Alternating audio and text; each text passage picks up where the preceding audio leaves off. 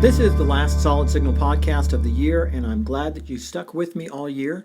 I did almost one every week this time because I did not do one for about 2 or 3 weeks in January, and due to popular demand, I started doing it every week again as I have since 2012.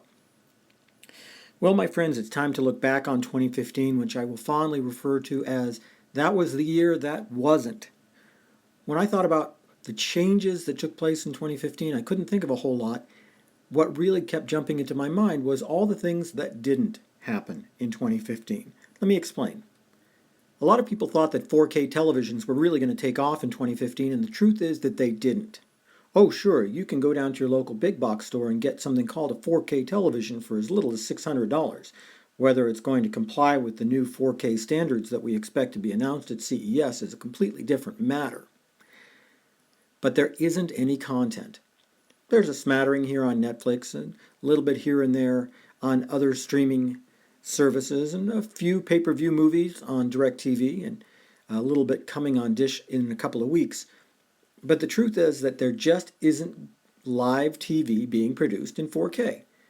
And none of these providers can give you anything if it doesn't exist.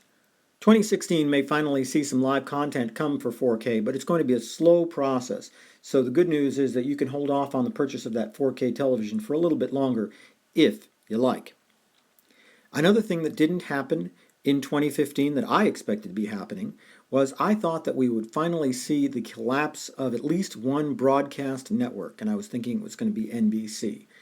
NBC hasn't exactly held up terribly well in 2015, but coming into 2016, it's an Olympic year and they will do just fine. So my prediction there is that NBC at least will hold on for another 2 years, although it's questionable whether some of these other cable and satellite delivered lifestyle channels are really going to hold up, because a lot of them have the same content over and over again, and for the most part, they are not worth paying for.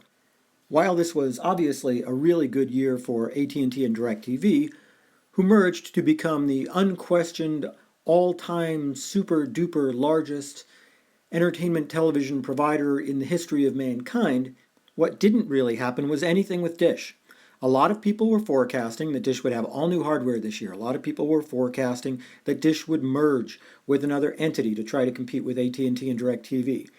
A lot of people were forecasting, based on what was shown at the Consumer Electronics Show at the beginning of 2015, that we'd see all new user interfaces and a lot of 4K hardware in 2015, and we did not see any of that. Just another thing that just didn't happen, although I expect almost all of that to happen in 2016.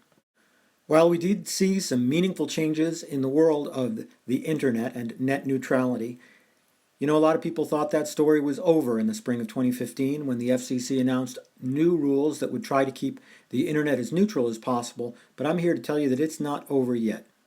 Although some of the big players, including AT&T, have dropped their objections to net neutrality, there are still going to be challenges brought before the Supreme Court. So 2015 did not bring an end to the net neutrality debate, yet another thing that will hopefully be resolved in 2016.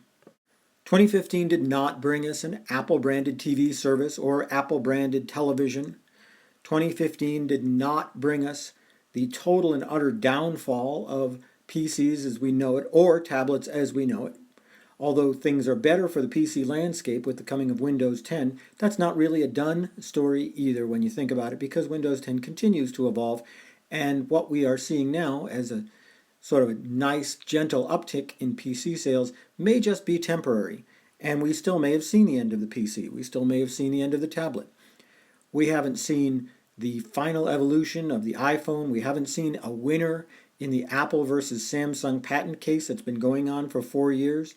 When you think about it, 2015 was just a bit of a placeholder, wasn't it? All the things that did happen were kind of overshadowed by all those gigantic things that didn't.